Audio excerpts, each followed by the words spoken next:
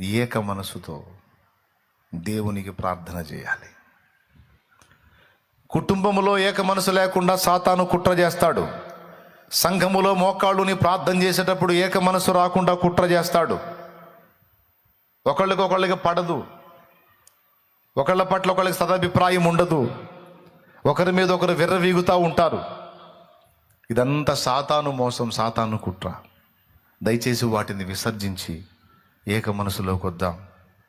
నానావిధ బాధలతో నలిగిపోతున్న వారు అనేకులు ఉన్నారు. వాటి నుంచి విడుదల పొందాలంటే పరిశుద్ధాత్మ సహాయం కావాలి. పరిశుద్ధాత్మ సహాయం కావాలంటే ఇద్దరుగా ఏకీభవించాలి.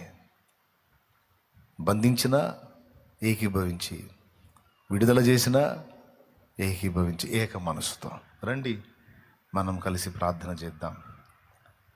మనల్ని దేవుడు శాపానికి వారసులుగా పిలవలా, ఆశీర్వాదానికి వారసులుగా పిలిచాడు. శాపాన్ని ఎందుకు అనుభవించాలి మనం? దుఃఖాన్ని ఎందుకు అనుభవించాలి మనం? వేదనను ఎందుకు అనుభవించాలి మనం? ఏ కారణాన్ని బట్టి ఇవి మనకు ఏర్పడుతున్నాయి? ఎందుకు వీటిని మన జీవితంలోకి దేవుడు అనుమతించాడో చూద్దాం, పరిశీలన చేసుకుందాం. మనల్ని అన్ని విధాల అభ్యంతర పెట్టే అహాన్ని ఎదిరిద్దాం.